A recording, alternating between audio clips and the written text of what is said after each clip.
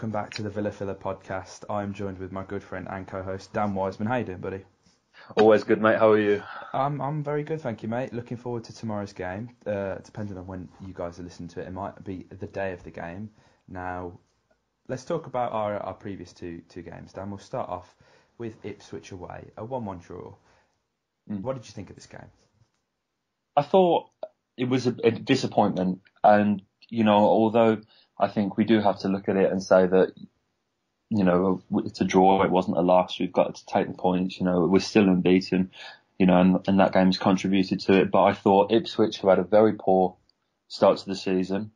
And you'd like to think, if we are going to be up there, given the nature of players that we have, the quality of the players that we hold, that we could kill off a 10-man Ipswich. Don't get me wrong, it was an unlucky goal to concede from Nyland. These are teething problems that we're going to see whenever a new keeper comes to a club like Villa, and especially when they're moving into English football for the first time. So that was a disappointment, but I'm not going to hold that against him. I'll always give a new goalkeeper time, and although the mistakes are annoying, we've got to look past it and think the performance as a whole, I think, is where we could criticise. I thought we lacked ideas. The goal, again, huge credit to John McGinn, a fantastic header from Kalgier, which, as we can see in the games that have followed, he seems to have found his feet again. But on the whole, I think, when push comes to shove at the end of the season, and, when 2 points can really make the difference, as we saw, in the Championship at the end of it last season, how tight it was at the end, we're going to look back at that, 2 points we really missed out on. Definitely. And, we played a large portion of the game, as you said, with 10 men. Is it worrying that, as a Steve Bruce side, as conservative as we are, even down to 10 men, it was when they were down to 10 men that they scored, wasn't it? Yeah. So it's just a bit worrying, isn't it, mate? Yeah, I think, again, you can place blame on Nyland, but you can also place blame on the fact that, that we have conceded so many goals this season already from wide areas. We don't close down crosses as well as we should do, and it keeps hurting us every time. And we'll talk about it later on, but Brentford's goal yesterday was very similar, came from a wide area. These are the issues where we can single out Nyland, obviously, and he will, I'm sure he'll be the first one to say that he made the mistake. But, it's not just the goalkeeper's fault there. It was poor defending in the first place to allow the cross to come in. We gave him so much time. I think there was 2-3 men around the ball, and no one was within 5 yards. And so I think we have to look at that, and it is concerning because, the defence was our strong point last season, and it seems to be our weakest this season. And I think we really can see the influence that JT, not even necessarily physically, but just certainly mentally, and the confidence and the leadership that he would have displayed, has really left a big hole in that defence. And dealing with set pieces and balls into the box seems to be a problem. It does, and this has become a bit of a trend in all of our games, I think, mate. We've lacked the basic knowledge of how to hold a line, how to close a player down, not to be caught ball watching. These are all things that you get taught when you're a kid, mate, aren't they? And I don't want to particularly, just bash on individuals, because I don't necessarily think that, the Ipswich game was pretty poor, but looking at other results throughout the season, I think we've had some very surprising players who you wouldn't have thought that we'd have said, oh, you've had a good game, Glenn Whelan for one. But Axel Tanzabi, as much as I'm a big fan of him, mate, skipping slightly ahead, obviously, to the Brentford game, caught ball watching for both of the goals, wasn't he? Yeah. And this is what I think that I was talking to you about this just before we came on the podcast, was in the loan signings, as much as I am extremely excited by the potential impact that the likes of Balassi, obviously El Ghazi signed, Balassi we're still waiting on, Abraham, we're linked with so many fantastic attacking players, and those front three in their own right could form a front three capable of winning the Championship. They would be absolutely dynamite, don't get me wrong, but I just can't see it being a position we need to strengthen. If there's one thing, we were talking about in the last podcast that, we felt that it was slightly concerning that it was mainly our defenders coming up with the goals, that the attackers are starting to score now. Kodji seems to have found his feet, looked fantastic against Brentford. Look, really like the Kodji that we had in our first season. And I think, I speak for all Villa fans when I say that it's fantastic to see. But we are crying out for a left back. We're crying out for another centre back. Mile Jednek, don't get me wrong, I'm fine with him providing cover. I do think that, he will grow to be a centre back, but you have to consider him, in the same light that you would to Nzabi, in that, he's a centre back with very little game time experience in that position, so he's going to take time. The fact that he's played in midfield all his life largely is irrelevant. It's a position switch, and he's going to have teething problems there. I'm fine with him providing cover, but we do need, another defender, in my opinion. And so, given the loan signings we've been linked with, it does raise a few questions. It does. Now, I've been pretty vocal of my distaste to Jedinak at centre back. Didn't particularly think he had a bad game against Brentford, if I'm honest, mate. I think Brentford came with a game plan, and that was clearly for Morpay to kind of linger just in that position, just in front of Chester and Jedinak. So he could draw the 1 or 2, and then you've got Canos and Watkins who were bombing down the wings and coming inside. That was clearly the plan, and I know we've kind of criticised the defence a bit, but I thought I did actually think Jedinak held his own pretty well in this game, because with the pace that Brentford have and how they play, it's always going to be tough. I mean, I love James Chester, but he's not exactly the quickest of players, is he, mate? And neither is Mile Jedinak, and I think that's what I'm looking forward to seeing Nzabi occupy the centre back role for, because he's an extremely physical player, absolutely phenomenal balance. Like, this kid rarely slips up, does he? Absolute unit, and he's quick as well. He's everything you need, and I don't really think he's a right back. Having said that, going forward, I thought he was excellent, but it is the moments that have proved costly is him just watching the ball come over and letting Watkins get past him with ease, and could have broke his ankles with that cross he put in, couldn't he? These are the problems that we've illustrated since the first game of the season. They've been evident that there is no clear centre-back partner for Chester. Yeah. If it's up to me, and by the sounds of it, you as well, if I were to choose to put Tons over there, I think my emotions at the moment are getting the better of me with Alan Hutton, because I think he's been very poor. Yeah. Since the start of this season. I think, I absolutely love the man, don't get me wrong, but he has been quite poor, especially defensively so far this season. So I think perhaps Elmo, who has looked very solid so far this season. I know that that's one of the few players that we disagreed on last season, was the Adil Mohammadi, but I will hold my hands up and say he's looked very, very good on the right wing.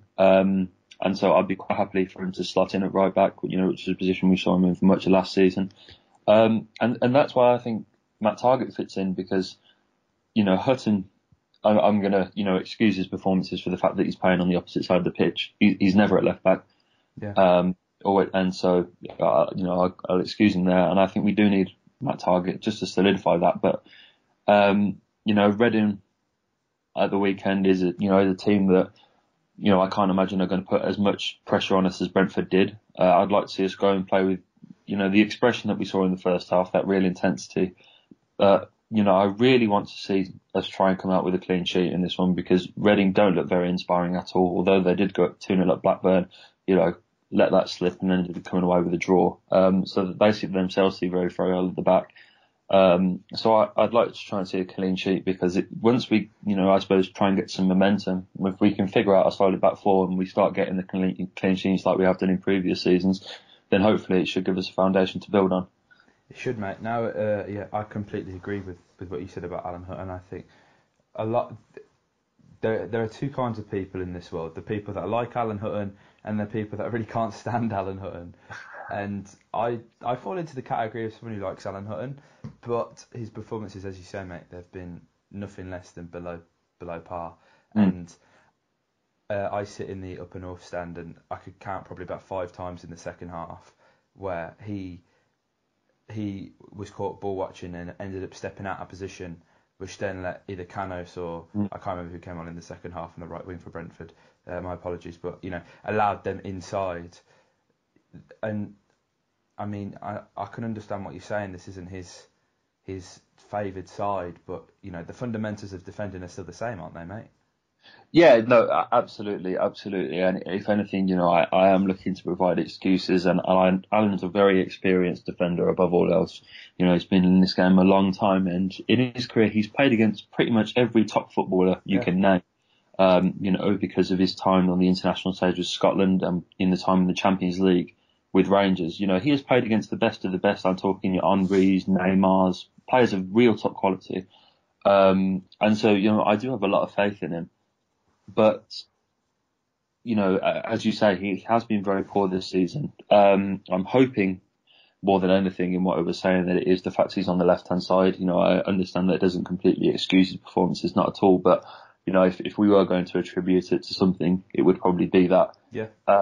But, he has to step up. And I think this is one of the things I feel like Alan Hutton could get away with murder in this Villa team. And the whole end would still love it. And don't get me wrong, because he's been a fantastic servant to this football club. But, he is one of the reasons why, if we're looking primarily, we were talking earlier about problems with balls coming into the box, set pieces from, wide, ball play from wide areas.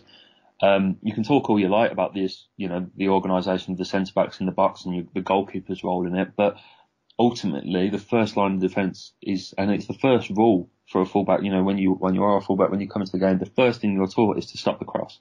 Yeah. And we just haven't been doing that. And I think Twanza Bay, you can look at him and say he's playing, more so out of position than Hutton is. He's never a wing back. You only have to look at his size and stature to realise he's not a wing back. So I think he can be excused. But Alan, you would expect more. You would, mate. And I'm thinking with all of these, El Ghazi, Balassi, McGinn, do these just paper the cracks? And because I think if we do sign Balassi, and it looks like it will be announced, God knows when. It sounds like we're not in a rush, but I think Steve Bruce deserves a lot of credit for signing Balassi. But does this only just paper over the cracks? Because as I said earlier, mate, defending should be Steve Bruce's bread and butter. This is a man who's won the Premier League with Manchester United, and is renowned for his organisation of teams. Not necessarily great football, but I guess you can't always have both. Not with Steve Bruce anyway. But I mean I'm harping on about this quite a lot, mate, about the organisation at the back, but it's a long season, and people are going to suss this out pretty quickly. Yeah, that's the thing, mate, and the first thing, if you're going to build a team that has success in any league, no matter if it's Premier League, Championship, wherever you're playing in the world, the first thing that you have to sort out is a solid defence. You cannot win anything with a leaky defence. The mentality, to outscore teams works when you're Manchester City and you're Liverpool, and their defence wasn't the best, but when you're at a level where the teams are competitive, when all the teams, the difference between most teams is either a better manager, better tactics, or a couple of players here and there, you have to have a strong defence. Steve Bruce must know this. Everyone talks about the Wolves side of last year and the attacking players that they had, but the likes of Bolly, really, they were really decisive and really underpraised. I thought, that they really did. And so you can give Wolves all the credit, as I said, for the likes of Holte, and I feel like we've got that kind of influence coming in, the likes of El Ghazi, Balassi. We are signing these big statement attacking players, which, as I said, in nowhere am I hoping to sound ungrateful, but it's just not where we need players. No, it's a bit confusing, isn't it, mate? Just a little bit. Now, obviously, as we've touched upon, Reading at the weekend, today, possibly if you're listening before the game. If so, hello. Last time round, our man Bjarnason scored an absolute screamer. Oh, man. Mate, what a goal that was. In front of the whole end, set up by Daddy Snodgrass. Now, I'm crying now. It's going to be a lot different this time round, isn't it, mate? Yeah. Again, this is something I said on last week's podcast, that we are going to have very, very, well, I expected, I should say, to have two very, very different games. And if anything, I think they're going to be more similar than we perhaps would have thought. Brentford weren't the team that I was expecting. They really did change their game plan, and that was surprising for me because they had nothing but success. But, obviously they, coming to a big game like Villa, under the lights, it does change things, and I will give them credit for that. But Reading have been really quite poor so far this season. Lost to Derby, lost to Forest, beat Blues in the Cup, but that's no great achievement. Lost to Bolton, and then essentially lost the game away at Blackburn, as I was saying earlier, from 2-0 up to draw 2-2. So they've been really poor this season. Paul Clement is, starting to prove himself as a coach as opposed to a manager, I suppose. Yeah. And so they're going to come, and I imagine it's going to be very backs to the wall. And these are games in which Villa have really struggled with in previous seasons. How many times have we seen a team come to Villa Park, defend, and, we come out of it 0-0, scrape a 1-0 or a draw. And it happens time and time again. We really struggle. We've got a lot more creativity in the side now, though, than I felt that we've had since we've been in the Championship. I feel like this is the most creative side we've had even over last season. John McGinn, with every minute that he plays football, I like him even more and more. He's I really respect players like him because he plays in the way that we all would if we were given the chance to play for Villa. It's 100% all of the time, where it's going forward, defending. He's absolutely fantastic. I'm really excited to watch him again at the weekend. A big welcome to El Ghazi. We've mentioned him a few times. He's got huge potential. It's not every day you see someone educate themselves at the Ajax Academy and then come through the first team as well and establish themselves as a first team player. He did all that at Ajax, who arguably have the most prestigious academy in the world. Quite inconsistent, I hear, at Lille, which, could be a potential problem, but he seems really excited to be here. I watched his interview, and some of the stuff he said about being at Villa Park was, really, really good to see, because obviously, although every player, praises the stadium, etc. when they come in, he seemed really in awe of the whole place. And I'm really excited to see him. He's got a real point to prove, not just to us, but to himself, because he's been plagued with this inconsistency. So I'm excited to see him. Hopefully players like him will be the difference. And I think if we can get a comfortable win under our belts, against a Reading, a team that we're more than capable of putting 2 or 3 goals past at least, we could have a good weekend. We can, mate. And last time round, we did actually put 3 goals past Reading. They did have 10 men, so something we struggled with obviously last week with Ipswich. As I say, Bjarnason opened the scoring. Conor Hurahan, a man who can't seem to get into this Villa team, also was on the score sheet, as well as the forever injured and out of favour Scott Hogan. I think Scott is again a player who is going to be probably squirming his boots to see this Abraham deal, because that essentially signals the end of his Villa career. Injured at the moment, apparently it's very long term, and with Kodja back in the goals, it's a shame that Scott hasn't worked out, but it's just another one of those things. I hope it's a game similar to last year's. We could do with the confidence. Hopefully we are capable of putting a few past them. And it just builds momentum because, we are, the Championship season is now well and truly underway. This is when the league will slowly start to take shape, and we need to establish ourselves right up there from the beginning. We were quite patchy in terms of form last year. We covered pretty much all the positions in the top 6 at points. But we've got 3 games away from home in a row, which is going to be tough against, and we've got 2 teams, obviously both in the Cup, then 2 teams in Sheffield United and Blackburn away from home, which aren't easy games. They're going to be really tough. So we've got to prepare for that in the best way we can, and hopefully it's with a good win at the weekend. Of course, mate. Now we are currently 5th in the table. Brentford actually above us, only on goal difference. It's an interesting season, and as you say, it's about now where the league should really take shape. Leeds on top, looking very strong. Middlesbrough as well. A surprise package in Bolton being 3rd, mate. Yeah, unbelievable, isn't it? This is the fantastic season they're having. Yeah, I mean, this is the most competitive the Championship's ever been, and my worry is it's only going to get more competitive. Yeah, I think we say that every single year, don't we? Yeah. This is the most competitive we've ever seen in the Championship, and year on year the standard improves and it just gets better and better and better. We need to get out of this league as quickly as possible, because it gets tougher every single year. It's a remarkable league.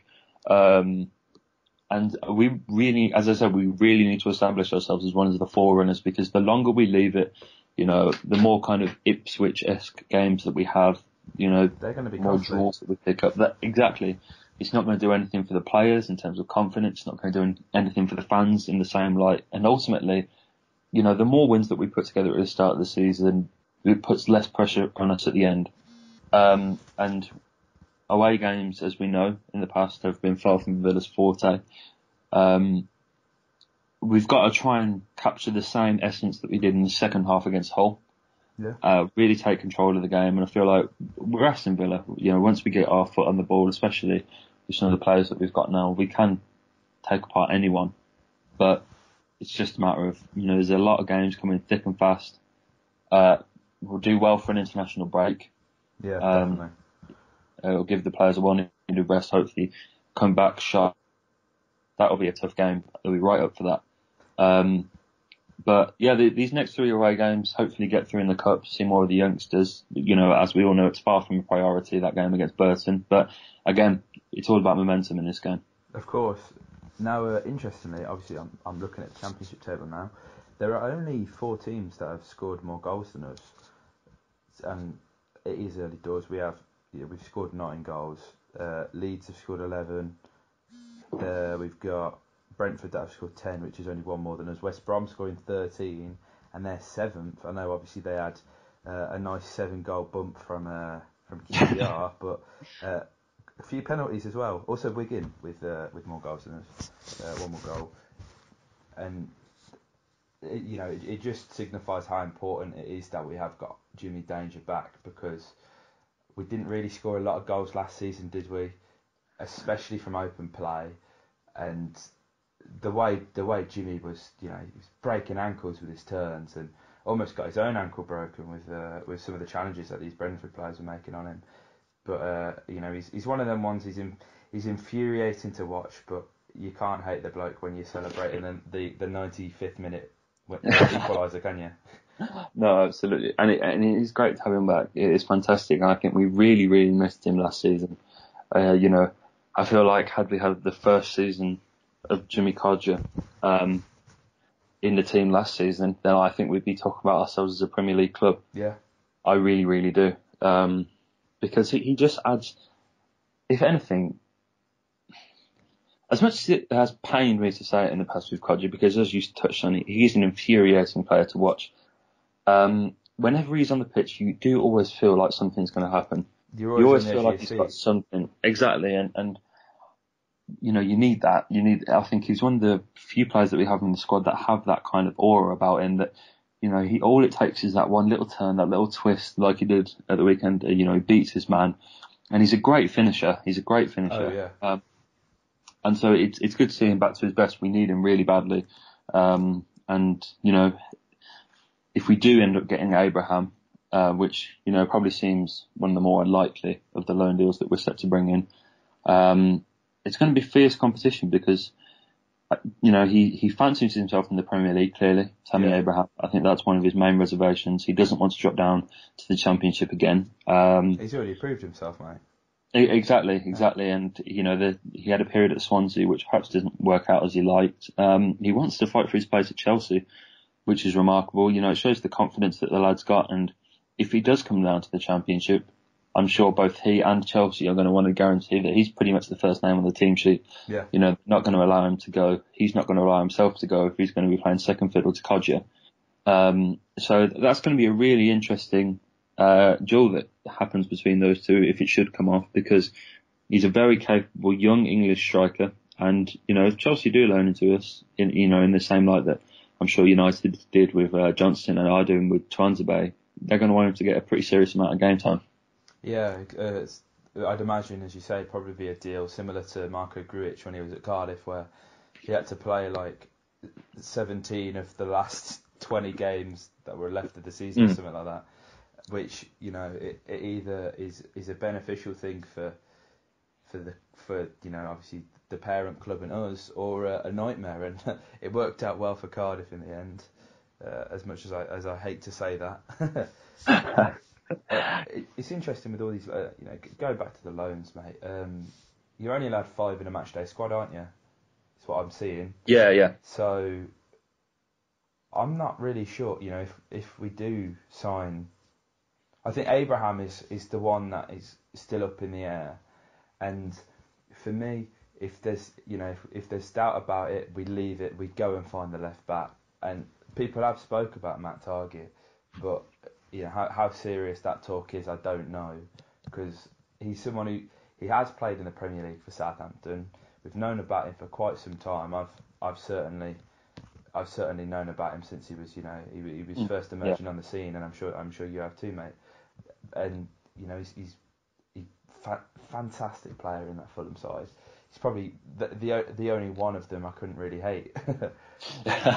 Yeah, I think he's, as you said, unfortunately, he's probably the one I've seen least of in terms of the rumour mill. Abraham is someone that, I really need to start taking with a pinch of salt, because, that's a really easy rumour for, the papers to put together. But I saw ESPN were a source that had spoken that it's in the works the other day, and that really pricked my ears up, because as you see more reliable sources come into things, obviously you start to believe it more. And I haven't seen anything like that with Matt Target, which is a shame, because if Bruce is putting all his eggs in one basket and he's going all out attack, then I would like to I have faith in Bruce to organise a defence, and you'd like to think if he is going for these attackers and that's who he wants to sign, then he should really have a pretty solid plan of what he's going to do with the other end of the team over the coming season, because it needs a lot of work. And if there's going to be no players coming in, it's going to take some serious hours on the training ground to sort that out, because it's an absolute mess at the moment.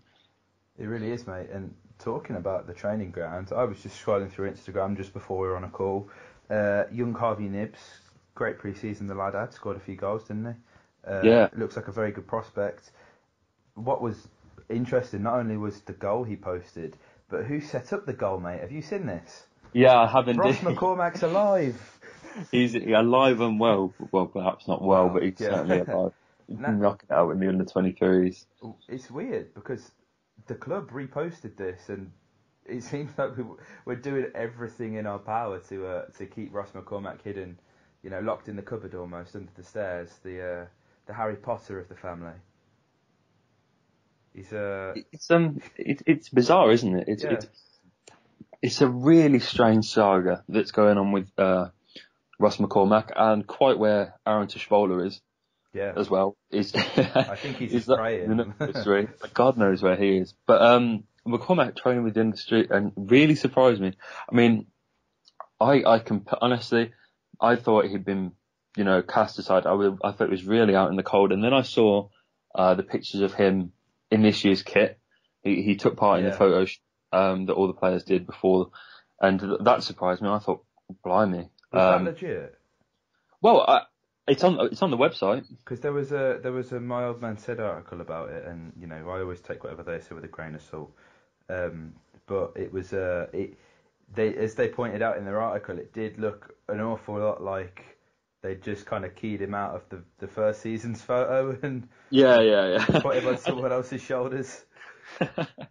Who knows, honestly, but the fact he's training is something, I suppose. Quite whether we'll actually see him make a run out for the first team is a completely different matter, but no, I mean, it's a mystery, isn't it? I think we would all love to be a fly on the wall. Gate. Yeah. As it was meant at the time. I think everyone would have loved to have seen that, and the conversations that have followed since. I would love to find out what's been said and exactly what capacity McCormack can be expected to fill this year, if any. But again, he's just another attacking player that is available to us in some capacity. Although probably not to the extent the other ones are, but. Again, it just goes to show the options that we have. God knows how much he's earning. It's just a mystery that him and Mika have been released. Yeah, absolutely.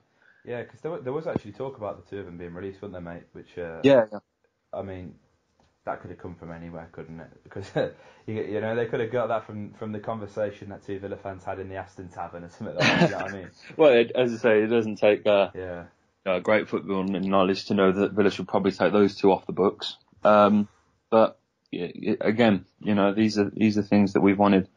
There have been questions for a while. Aaron Tuchel is another one. Quite what's happened to him, we don't know. They seem to be these kind of players that are sat on the books at Villa. But again, you know, we just have to put faith in the manager with these sort of things, like we have to do with a lot of other things, and hope that they're just going to get sorted out in due course, because, you know, it's not good for Ross McCormack. His career is going nowhere. I saw him linked with a move to Rangers. On loan, wasn't it? They wanted us to pay the wages as well. I think that now they've signed Lafferty, I suppose that did make no sense. But considering what the job that Stevie G is doing up there, I can't, you know, he's all about work ethic and responsibility. I can't imagine a player less suited to go and play for Rangers. I can't imagine Scott was very happy when he heard that, mate. No, he was right on WhatsApp to you. But yeah, I mean, it was amazing to see the goal, and perhaps even more amazing in a completely different aspect to see the player that set it up. Yeah, and I appreciate Steve Bruce didn't buy Russell McCormack, but if you look at him, and I know obviously Hogan's injured, but clearly out of favour. You know, that's the best part of 24 million down the drain on strikers that we're not going to pay. Yeah, I mean, you know, we wonder why we had FFP problems. Yeah, criminal. It really is. Yeah, I mean, I think that's another thing that Villa are going to have to come to terms with, because obviously, you know, we've got another January window to sort out that and the FFP situation. But I can't imagine us selling players to the extent of £40 million. No. So if there's anything, I think this will perhaps be a good note to end on. If there has, you know, been anything that the start of this season has shown us, and the transfer window included, that this season is going to be an absolute roller coaster. Yeah, 100%, mate. As is this podcast. It's an experience. Quickly before we end, I think we should talk about the third kit as well. Obviously, we spoke about it in the last two podcasts. Officially released today. I went to Villa Park and got my hands on it. Gone for the B. Arneson on the back, obviously, up the Berg, yeah. Choice. What a beautiful kit, mate. Yeah, absolutely. I went down. My brother went down with me earlier, and he opted for McGinn. Oh, I should have texted you, man. We could have. Yeah. Had I known. Yeah. Apparently McGinn was there today as well. Was he? Oh, do you know what? There was. I felt. I brought my girlfriend with me. I said, but I dragged her along. And I did feel like there was a lot of presence. Like there was a presence at Villa Park, if you know what I mean. There was plenty of cars on the parking lot, and security were all out, and the store weren't too busy, but I was expecting to bump into Balassi at some point. I mean, I don't know whether that's just wishful thinking. We could all dream. Yeah, and apparently John McGinn was down there, and we only missed him by a couple of minutes. Oh, mate. But has he got his shirt as well? Apparently he's buying one for his kid. Ah, what a bloke. But yeah, so I think seeing it in the flesh, I always like to, kind of bite my tongue on new kits until I see it in the flesh. I went down there today. I absolutely love it. I really do. And I hope, it's a shame you probably won't see it much. Yeah. I reckon it'll be the cup kit. Now we used it against, how have I forgotten? Yeovil, that's the one. Cheers, mate. Yeah, I reckon it probably will be the cup kit because, as I've mentioned a lot before, the blue kit from 2009, which I didn't realise until I did a bit of research, was actually the third kit, and that was used a lot in the cup, wasn't it? Because we used that in the final. Yeah. That was a sad day. Let's not dwell on that. That'll be better. Anyway, mate, absolutely great chatting to you again on the podcast. Always. If you guys enjoyed this, hit the like button, comment your thoughts below. Follow us if you're listening on SoundCloud. Subscribe if you're listening on YouTube.